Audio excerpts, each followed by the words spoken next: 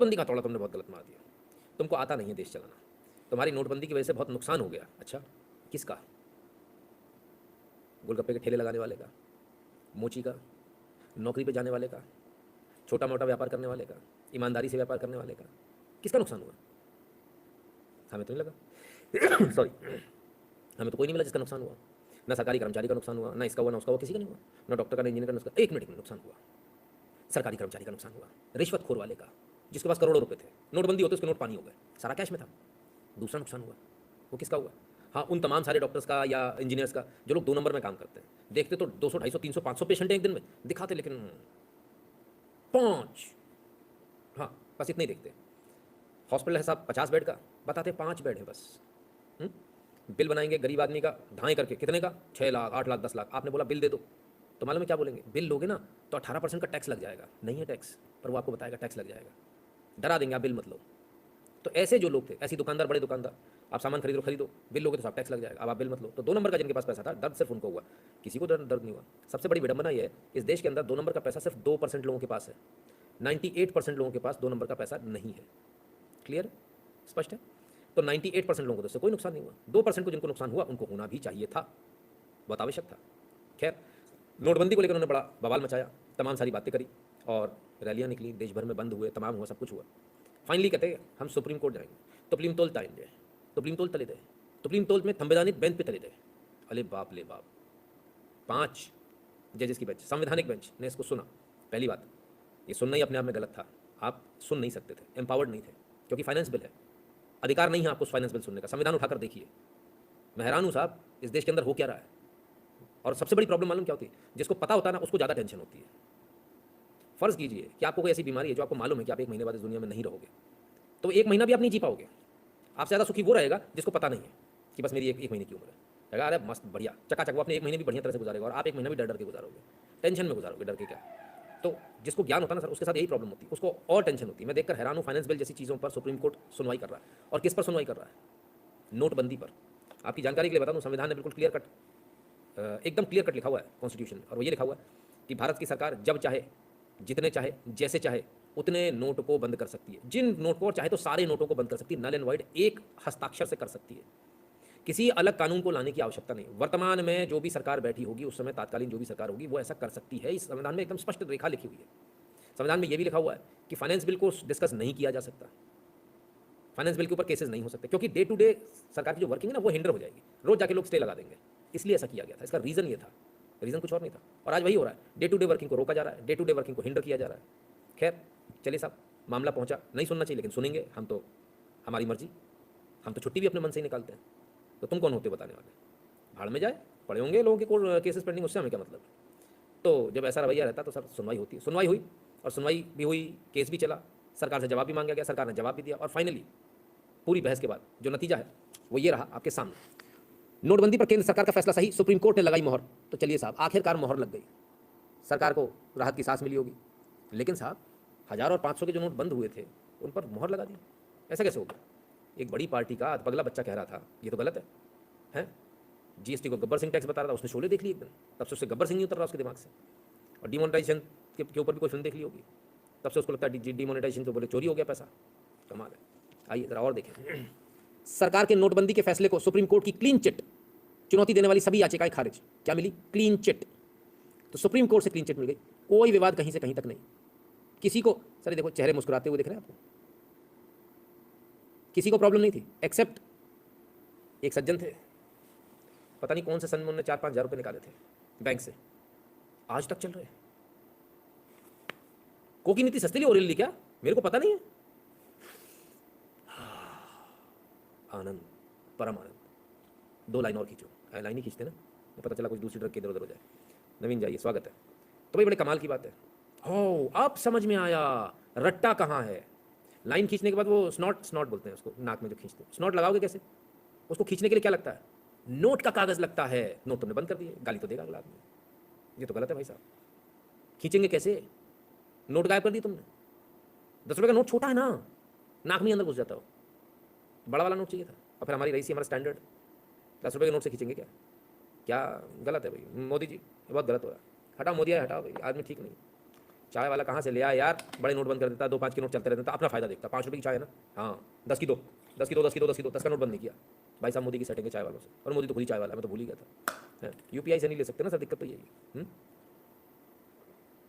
तो सब बड़े परेशान थे।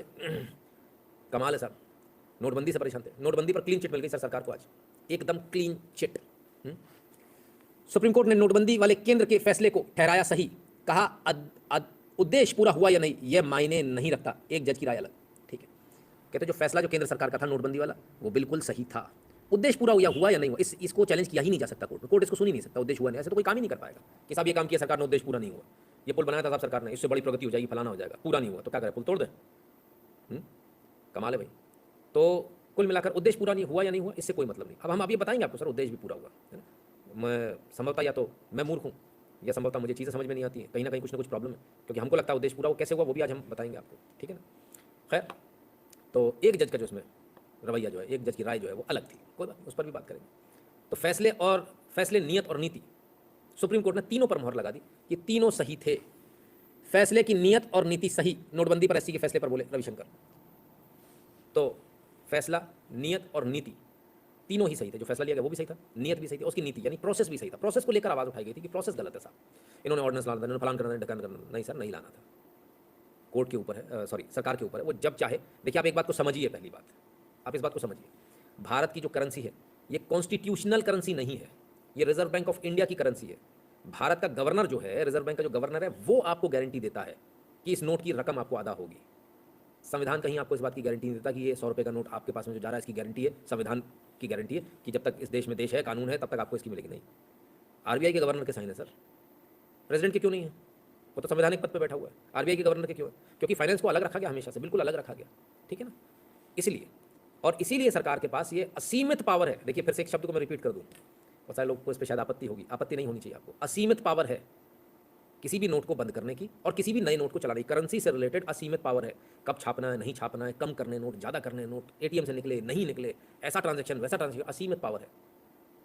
सरकार हो सकता है ये कह दे कि छोटे ट्रांजैक्शन के लिए बड़े नोट नहीं इस्तेमाल किए जाएंगे, तो नहीं किए जाएंगे, लेकिन ऐसा प्रैक्टिकली फीजिबल नहीं है, इसलिए ऐसा नहीं हो सकता है ना, क्योंकि आप एक एक ट्रांजैक्शन को जाके ढूंढोगे नहीं, ठीक है।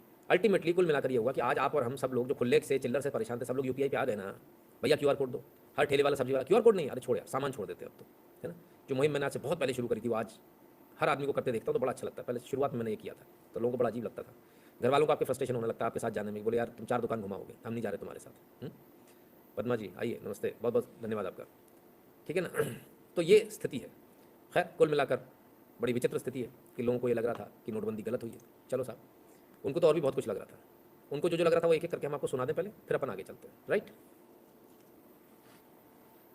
जैसे अंग्रेजी में कहते हैं मैन मेड डिजास्टर, इसी प्रकार से डिमोनेटाइजेशन मोदी मेड डिजास्टर। नोटबंदी के मामले में सुप्रीम कोर्ट ने जो फैसला दिया उसमें ये कहा कि सरकार ने जो फैसला लिया वो सही है, यानी नोटबंदी पर केंद्र सरकार का फैसला सही है। सुप्रीम कोर्ट में ये कहा गया। आपको बता दें पूरे मामले पर जो याचिकाएं दाखिल की गई थी उनमें कई बातें कही गई थी, उन सबको सुनते हुए, दलीलों को सुनने के बाद अब कोर्ट की तरफ से ये फैसला आया कि नोटबंदी का जो फैसला सरकार ने किया था वो फैसला बिल्कुल सही है। अब इतनी सारी याचिकाएं डाली साहब, सुनिए याचिकाएं, प्रोसेस गलत है, अच्छा, जिन्होंने तरीका अपनाया गलत है, नोटिफिकेशन करना चाहिए था वो नहीं दिया, गलत है, सब खारिज हुए सर एक लाइन से, औंधे मुँह गिरे, सारी इनकी दलीलें औंधे मुँह, सारी याचिकाएं खारिज हुई। कानून बना के पेश करना चाहिए था, औंधे मुँह गिरा, कहीं ऐसा कोई प्रोविजन ही नहीं कॉन्स्टिट्यूशन में। लोकसभा राज्यसभा से पास कराना चाहिए था, कोई प्रोविजन ही नहीं है, सब औंधे मुँह गिरे। मतलब टोटल झूठ कांग्रेस चला रही थी, और कब से चला रही थी, जब से डिमोनेटाइजेशन हुआ था।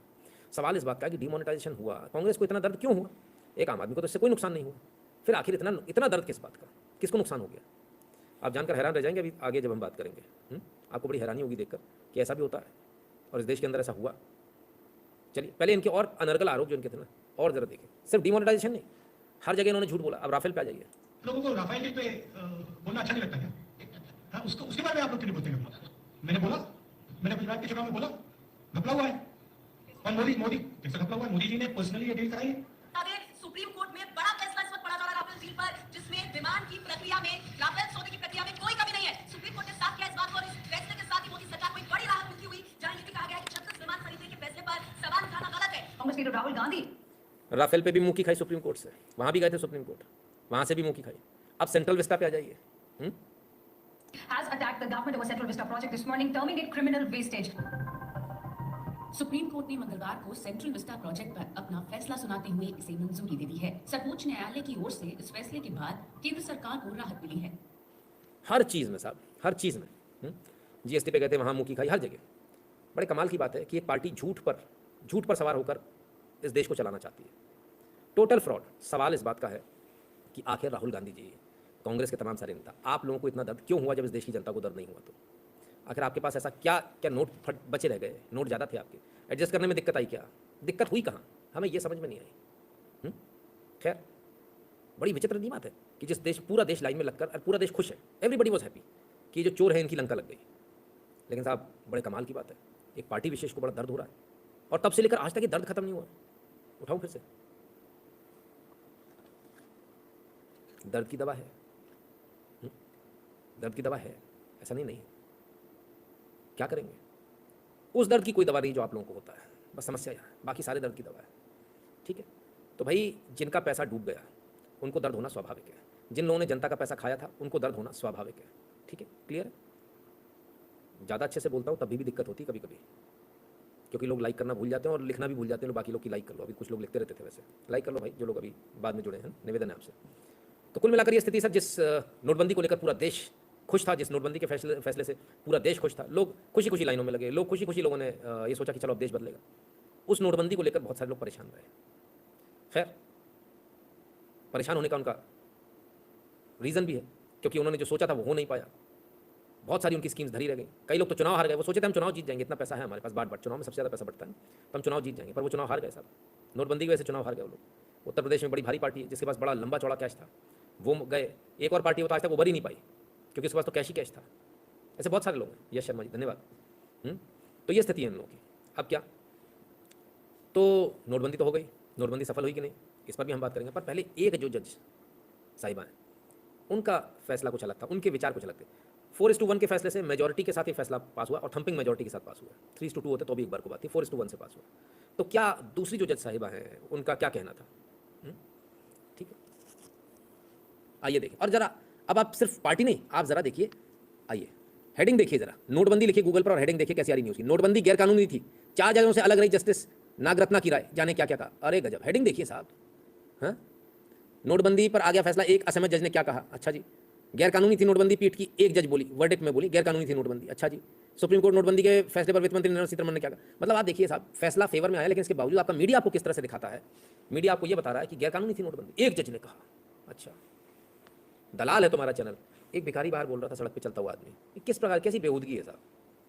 क्या मोदी जी, टुकड़े क्यों नहीं डालते हो आप? डाला करो ना टुकड़े, सब लोग डालते हैं, आप टुकड़े नहीं डालते, बड़ी दिक्कत होती है। ये कुछ भी लिखते हैं लोग, डाल दिया करो, है ना, कम से कम थोड़ा भौंकना कम रहेगा। मुझे फैसले का दौरान राजन की सांसें सही से काम कर रही हैं, वैसे भी आज तो मातम का माहौल होगा इसको सुनकर। अरे साहब मोहित जी पूछिए मत, बड़ी विचित्र स्थिति है इनकी, बहुत विचित्र स्थिति है। आज भी लगे हुए थे लोग, बोले एक जज ने कहा है हम जीत गए, लोकतंत्र की जीते। हमने कहा कैसे? बोले एक जज ने कहा है। चलो, तो ये जो जज साहिबा हैं इन्होंने कहा है, ठीक है भाई, एक जज की राय इतर हो सकती है। नागरत्ना, बीवी नागरत्ना, हमने कहा कौन सी जज साहिबा हैं, देखें जरा। आजकल इंटरनेट पे सब मिल जाता है सर, हमारी जिम्मेदारी नहीं, इंटरनेट की जिम्मेदारी है। बीवी नागरत्ना जज of Supreme Court of India मिल गई। हाँ, इनके बारे में सब कुछ लिखा है। इससे हाईकोर्ट, कर्नाटक हाईकोर्ट की जज रही 2008 से 21 तक। She is the daughter of former chief justice E.S. Venkataramiah. Wikipedia आई। अच्छा चलो भैया, मतलब ये भी मतलब डॉटर हैं वेंकट रमैया की। चीफ जस्टिस साहब, भारत के चीफ जस्टिस थे, उनकी डॉटर है। नहीं, हम लोग रोटी कहाँ खाते सर, हम लोग तो कीड़े हैं नाली के, हम लोग रोटी थोड़ी खाते, हम जज नहीं बन सकते, हमारे अंदर दिमाग है ही नहीं, दिमाग इन्हीं के पास होता है। ये लोग माँ के पेट से वकालत सीख कर आते हैं, ये लोग माँ के पेट से जज बनकर आते हैं, ऐसा लगता है हमें। इन्हीं के पास दिमाग है सर, दुनिया में किसी के पास दिमाग नहीं है। 138 करोड़ की आबादी के साथ क्या मजाक हो रहा है, ये देखिए। 138 करोड़ की आबादी इस देश की, अब तो 140 करोड़ हो गई। 140 करोड़ की आबादी के साथ ये मजाक हो रहा है कि तुम सब गधे हो। ये जो 60-70 परिवार है ना, बस यही इंटेलिजेंट है, इन्हीं के घर से बनेंगे। क्या मजाक है, क्या मजाक है। मैंने यार हद हो गई यार, मतलब ये तो बहुत ही, अब तो ये तो बहुत हद हो गई। अरे भाई साहब, नेपोटिज्म नहीं कहते इसको करप्शन बोलते हैं। ये विशुद्ध रूप से करप्शन है, और ये उन तमाम सारे बच्चों के साथ करप्शन है जो बच्चे ब्रिलियंट हैं, जो बच्चे शानदार काम कर रहे हैं। उन बच्चों की फाइलें बिगाड़ दी जाती हैं ताकि जज साहब का बच्चा आगे बढ़ जाए। कुछ को स्पेशल रिलैक्सेशन दे दिए जाते हैं, जल्दी जल्दी शपथ दिलाई जाती है, नाम नहीं लूँगा, बहुत सारे। फिर वो कहते हैं कि हमारी अवमानना हो गई। कमाल है, करप्ट को करप्ट कह दो तो अवमानना हो गई, अजीब बात है, समझ में नहीं आता। ऐसा गजब का काम मैंने आज तक नहीं देखा सर। वही परिवार है बस देश के अंदर, उन्हीं से जज बनेंगे। आपके अंदर अकल है ही नहीं, आप बन ही नहीं सकते। आप कितनी अच्छी बहस करते हो, आपको कितना अच्छा कानून का ज्ञान हो, आपको कितना अच्छा संविधान का ज्ञान हो, नहीं बन सकते आप। क्यों? अरे क्वालिफिकेशन चाहिए। पापा जज थे, चीफ जस्टिस थे तुम्हारे, सुप्रीम कोर्ट में, हाई कोर्ट में कहीं जज थे क्या? नहीं थे ना। भगो यहाँ से, मुंह उठा के चले, हमें आता है कानून, हमने संविधान पढ़ा है, भगो यहाँ से। संविधान हम बताएंगे ना इंटरप्रेट कैसे करना है, इंटरप्रिटेशन की पावर हमारे पास है, तो हमें जो करना हम कर लेंगे, उसमें हमें जैसे इंटरप्रेट करना हम कर लेंगे। देखो सर, कोई भी चीज़ दुनिया में आप किसी भी चीज़ को लिखिए, आज मैं कुछ भी बोल रहा हूँ, इसके 2 मायने निकाले जा सकते हैं। मैं भारत की जनता के लिए बोल रहा हूँ, मैं भारत देश के लिए बोल रहा हूँ, इसका दूसरा मायना ये भी निकाला जा सकता नहीं साहब, ये तो भड़का रहे लोगों को कोर्ट के खिलाफ। निकालने वाला निकाल लेगा, साबित करने वाला कर लेगा, नहीं तो कंटेम्प्ट हो रहा है साहब। हमें अभी तक समझ में नहीं आया कंटेम्प्ट किसे कहते हैं भाई, हमें ये बता दो, हमें यही समझ में नहीं आ रहा।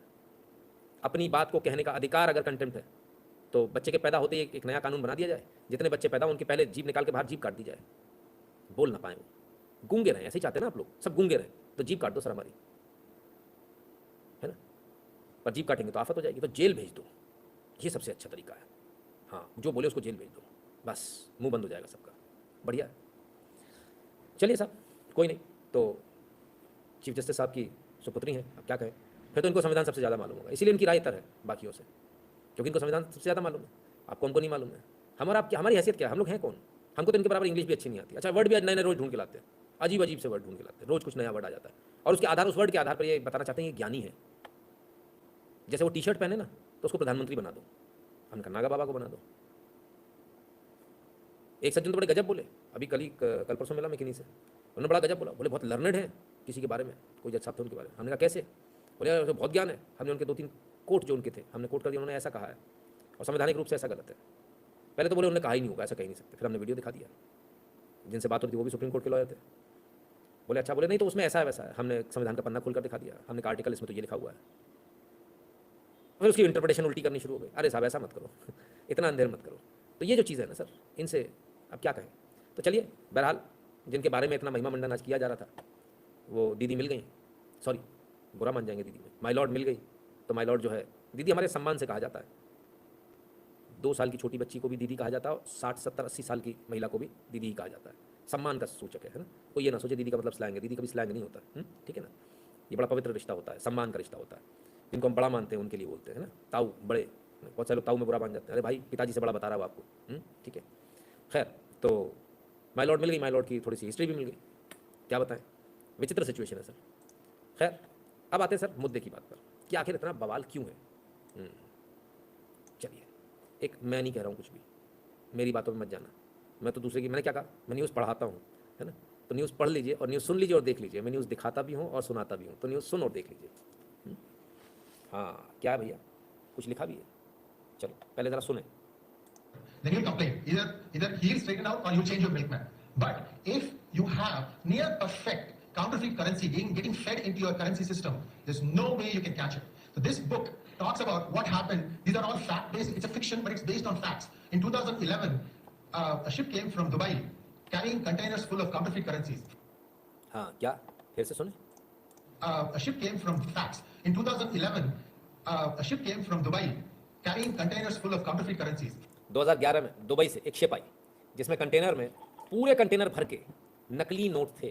क्या नकली नोट थे? कंटेनर भर के। कंटेनर समझते हैं 40 फीट का कंटेनर होता है। चलिए आगे सुनिए। 500 rupees and 1000 rupee notes. 500 और 1000 रुपए के नोट थे। ओके, वही वाले जो बंद हो गए, मोदी जी ने जो बंद करा दिए। Each container was close to 5,000 crores. 2 containers. Her container 5000 crore के लगभग का था। कितने? 5000 करोड़। अब आगे देखें। 10,000 crores. This is what appeared in the news. But people in the जो न्यूज़ छपी उसमें था कि 10,000 करोड़ के 2 कंटेनर थे। पर अब आगे सुनिए, आगे कुछ और बता रहे हैं। knowledge tell me that there were close to 100 such containers that came in.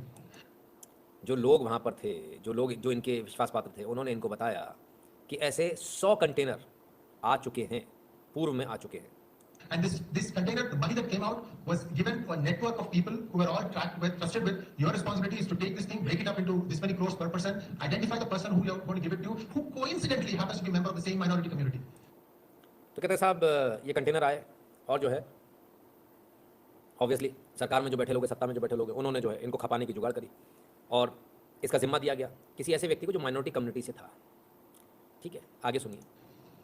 There is so much that has happened in Kerala. This book starts in Kerala and ends in Kerala, and I would like every one of you to read this thing. And this, in my opinion, has the potential to be a movie as good as Uri. I just have to find some producer. तो साहब कुल मिलाकर जो है केरल से सारा matter हुआ था। बड़ी हैरानी की बात है, बहुत ही ज़्यादा हैरानी की बात है। इस देश में पता नहीं क्या क्या चल रहा था, हमें पता ही नहीं है। आज मुझे अपना किया हुआ सबसे पहला लाइव मुझे अपना याद आता है, कर्नल पुरोहित पे किया हुआ पहला लाइव। और उस पहले लाइव में मैंने कहा था, एक बड़े नेता का नाम लिया था, समाजवादी पार्टी के बड़े नेता, उनका नाम आया था। कोर्ट के डॉक्यूमेंट्स में उन्होंने ऐसा बयान दिया कि वो नकली नोट चलाने का रैकेट चलाते हैं मुंबई में, महाराष्ट्र में। बड़े कमाल की बात है साहब कि जिसने फाइंडिंग दी उस कर्नल पुरोहित को जेल में डाल दिया गया, और तमाम सारे लोग जो राजदार थे वो कसाब ने उनको गोली मार दी, जिनमें कि हेमंत करकरे थे। बड़ी हैरानी की बात है, इस पर कोई एक्शन नहीं हुआ। इतनी बड़ी मिलिट्री इंटेलिजेंस में थे कर्नल पुरोहित, कोई छोटी मोटी बात नहीं होती है। ये कोई आपकी इंटेलिजेंस ब्यूरो नहीं है ना, सीआईडी नहीं है, मिलिट्री इंटेलिजेंस है। That's a bloody dam serious thing, ठीक है ना। और बहुत इलीट माना जाता है इसको। ऐसी जगह से कोई इन्फॉर्मेशन आती है कि साहब इस देश में नकली करेंसी चल रही है, महाराष्ट्र में इसका किंगपिन है, एक पंटर है, किंगपिन कहना मुश्किल होगा, किंगपिन तो बड़े लोग थे।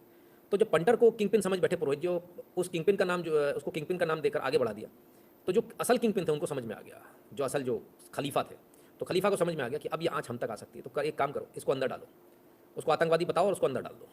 चलो साहब अंदर गया, नकली नोट 2 कंटेनर 10,000 करोड़। तो 20 कंटेनर में कितने हो जाएंगे? 1 लाख करोड़। 100 कंटेनर की बात कर रहे हैं, कितने हो गए सर? 5 लाख करोड़। आप जानते हैं टोटल करेंसी जो वापस लौटी थी वो कितनी थी? 12 लाख करोड़। यानी लगभग आपके भारत में घूमने वाली बड़ी करेंसी का 40% नकली नोट भारत में आ चुका था। आप बड़े कमाल की बात देखिए, आप देखिए ज़रा, मैं एक बड़ी मज़ेदार बात याद दिलाता हूँ, आप याद कीजिएगा, किसी की बातों में मत जाइए, अपनी खुद की दिमाग लगाइए। नोटबंदी के टाइम में आपके सामने था? नहीं था। मैं यूट्यूब पे था? नहीं था।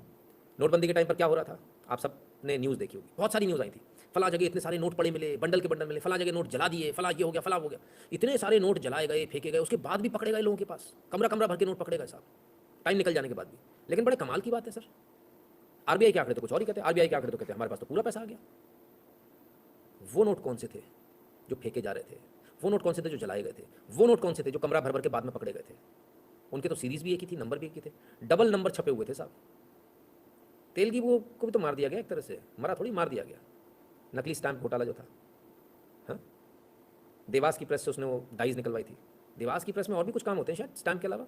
ओ करेंसी नोट भी छपते, अच्छा मैं तो भूल ही गया था। तो क्या वो डाइज भी निकल गई थी क्या? थोड़ा सोचना पड़ेगा, विचार करना पड़ेगा।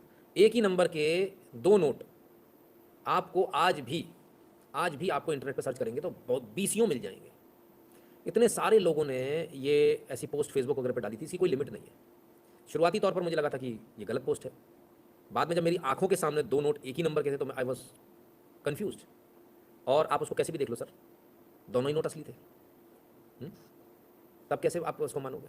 और मैं बड़े मज़ेदार बात आपको बताऊं कि हमारे जो मित्र जिन्होंने हमको ये नोट दिखाए थे, जो घबरा गए थे दोनों नोट एक ही के, उन्होंने बाकायदा उसको बैंक में जमा किया और बैंक में जमा हो गए।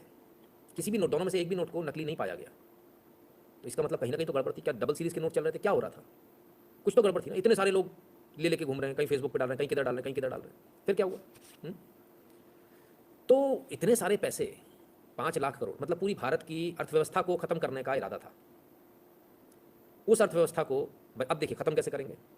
भाई आपके पास जितना पैसा आप अपने पैसे से करते रहो, आपकी सरकार आ गई, पैसा हम मार्केट में पंप इन करते जाएंगे, इन्फ्लेशन बढ़ता चला जाएगा, आप इन्फ्लेशन कंट्रोल नहीं कर पाओगे। पैसा किसके पास है? सबके पास थोड़ी है पैसा। पैसा तो उनके पास है जिनके पास नकली नोट के कंटेनर आए हैं, बाकी आम जनता के पास थोड़ी है। तो उनको तो फर्क नहीं पड़ने वाला, लेकिन आम जनता तो नमक भी नहीं खरीद पाएगी, इतना महंगा हो जाएगा। यानी वेनेजुएला, श्रीलंका, इतने सारे नाम है ना, वैसा हाल कर देते भारत का। दूसरी बात, पैसा जो है उसी के दम पर तो चलते हैं सारे जितने आपके जो आंदोलन होते हैं। तो पैसे से आंदोलन चल रहे होते हैं, फंडिंग हो रही होती, दबाकर फंडिंग हो रही होती इन आंदोलनों की। इस समय पूरे देश के हर गली मोहल्ले चौराहे पर पिछले 5 साल से जो है आंदोलन हो रहे होते हैं, सबको फ्री पिज्जा मिल रहा होता है। और आप सिर खुजा के सोचते ही रहती है हो क्या रहा है। और भारत के लोग क्योंकि फ्री लोडर्स हैं, वो तुरंत पहुंच जाते खाने, बोले काम करना ना धाम। अब लेबर तो चली गई सर सारे आपके धरनों में, तो फैक्ट्रियाँ कहाँ से चलेंगी? फैक्ट्री वाला रातों रात बर्बाद हो जाता। हुए ना जूता फैक्ट्री वाले कितने बर्बाद हो गए। तो धीरे धीरे करके भारत की जो इकोनॉमी पूरी कोलैप्स हो जाती और नील बटे सन्नाटा पर भारत आ जाता। समझ में आया क्या फ़र्क पड़ा, क्या नहीं हुआ, फ़ायदा हुआ कि नहीं हुआ? वो कह रहे थे फ़ायदा हुआ कि नहीं हुआ, ये हम इसके लिए हम ना बातें कर सकते, ना हमें मालूम है, ना पूछ सकते। समझ में आया कितना फर्क पड़ता है एक छोटी सी चीज़ से, जो आपके लिए बहुत एक मामूली सी चीज़ आपको लग रही है कि क्या है, बस यही तो है कि नकली नोट थे। इन नकली नोटों से कितना कुछ हो सकता है कि नकली नोटों से बैठा के हम जब सबको खिलाएंगे, नकली नोट हम लोगों को रोज़ पकड़ा देंगे हाथ में, जाओ दारू पियो, मजे करो, ऐश करो, तुम्हें कोई काम नहीं करना। आदमी कहेगा बहुत बढ़िया, 100-200 रुपये का पौवा पिएगा, 100-1 रुपये इधर उधर खर्च करेगा, 100-1 रुपये सट्टे जुए में उड़ा देगा और 100 रुपये अपने घर ले जाएगा। लेकिन समस्या ये है कि जब घर ले जाएगा तो ना तो घर में सब्जी पहुंच पाएगी, ना मसाले, ना कुछ। क्यों? सब्जी का ठेले जो लगाता था वो भी तो वहीं चला गया। बोले मैं इतनी मेहनत क्यों करूं, मेरे को तो फ्री के 500 रुपये मिल रहे हैं। तो पूरी सिस्टम कोलैप्स हो जाता है आपके देश का, है ना। ये होता है नकली नोटों से, और ऐसा विश्व युद्ध में भी नकली नोटों का इस्तेमाल किया गया है। बाकायदा हवाई जहाज से नकली नोट गिराए गए थे। वो कहानी को हम किसी दिन आपको बहुत अच्छे से बताएंगे, किस प्रकार से देश को बर्बाद करने का प्रयास किया गया था। सफल भी हुए कई सारी जगह लोग, है ना। Fees for today's. धन्यवाद Narayan Shankar ji. Ink in paper quality was same because Pak was also getting from Swiss company as news. बहुत कुछ है सर, है ना। Pakistan purchase currency note papers from same company from where India was purchasing. बिल्कुल। तो खैर कुल मिलाकर ये जो चीज़ है ये चल रही थी। इसके अलावा एक चीज़ और चल रही थी, वो चीज़ हम आपको बताते हैं कि क्यों नोटबंदी से इतना दर्द हुआ कुछ लोगों को।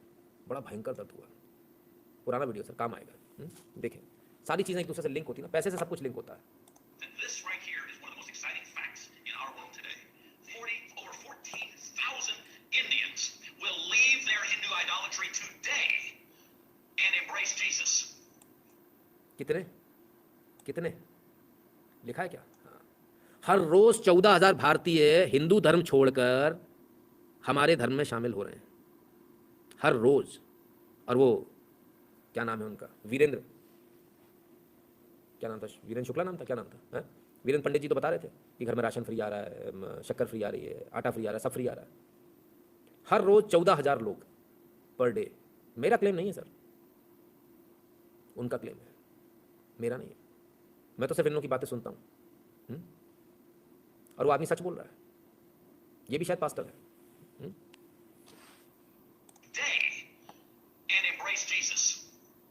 Now I use that in a kind of just a general, denominational type of term. 14,000 every single day. Click, click, click. 1,000 every single day. Click.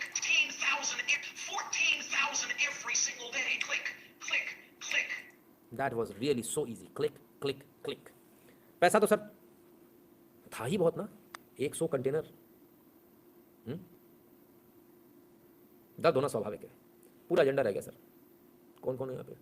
गोटी राजेश जी, अहिर दिनेश जी हैं, गंगा प्रसाद जी, कैसे कैसे गंदे गंदे से नाम है, गौरव जिंदल जी, छी कोई नाम है, अजय लिखार जी, छः इनका नाम होना चाहिए था सुभाष चंद्रा जी, है ना। तो ये सब नाम जो है थोड़े अलग होते तो मज़ा आता, है ना। जैसे गौरव का हो जाता कुछ और, जिंदल का कुछ और हो जाता, गोटी राजेश का कुछ और हो जाता, है ना। तो नाम अलग होते तो मज़ा आता, नाम बदल जाते, या भी ये नाम नहीं होते। मोदी जी इंडिया के लिए संकट मोचन है, ठीक है ना। तो ये स्थिति है, तो सबके नाम जो है बदल जाते, गौरव की जगह जॉर्ज हो जाता।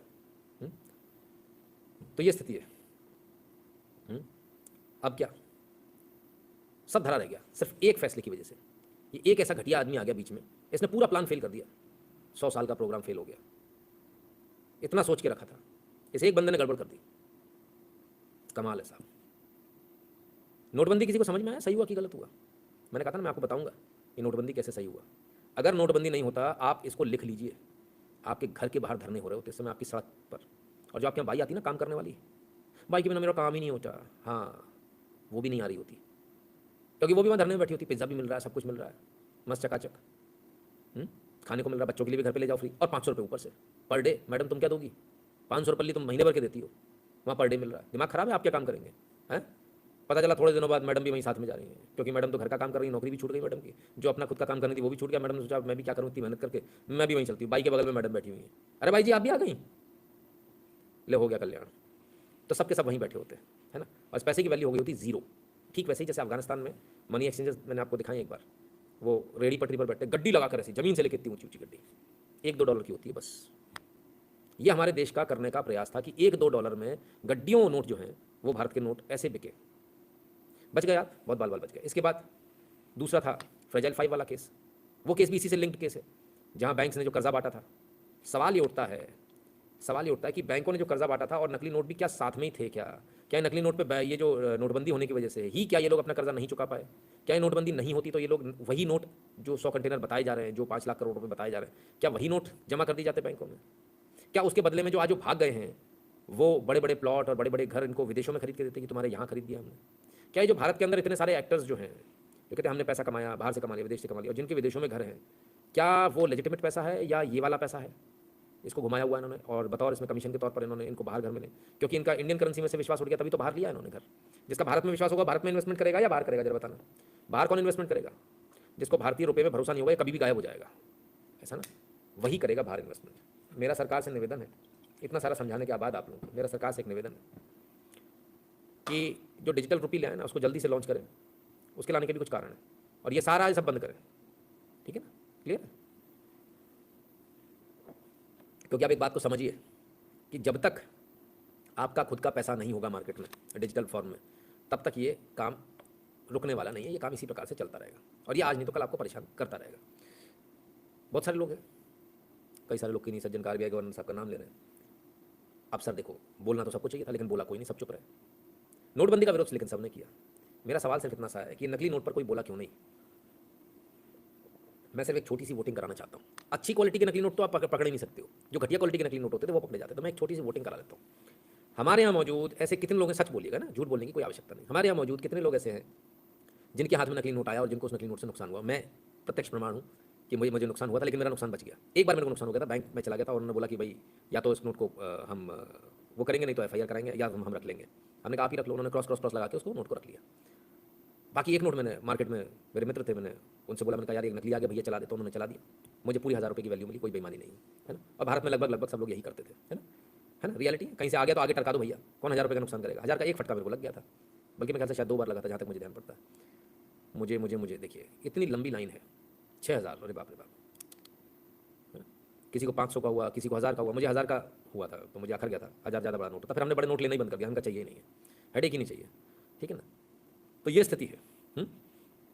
इतने सारे लोगों के पास नकली नोट थे। अब आप अंदाज़ा लगाइए भारत में कितने होंगे? 500 के 8, अरे बाप रे। तो कितने नोट ऐसे होंगे जो नकली होंगे? तो क्या नोटबंदी ज़रूरी थी या नहीं थी? क्या नोटबंदी की जानी चाहिए थी या नहीं की जानी चाहिए थी? कोर्ट के फैसले से इतर हम जनता से फैसला जो है ना वो चाहते हैं, वो ज़्यादा जरूरी है कि जनता क्या सोच रही है। एक भी व्यक्ति ऐसा हो जिसको लगता हो कि नोटबंदी ज़रूरी नहीं थी तो वो नो लिख दे कि नहीं, नोटबंदी गलत थी, नोटबंदी ज़रूरी नहीं थी।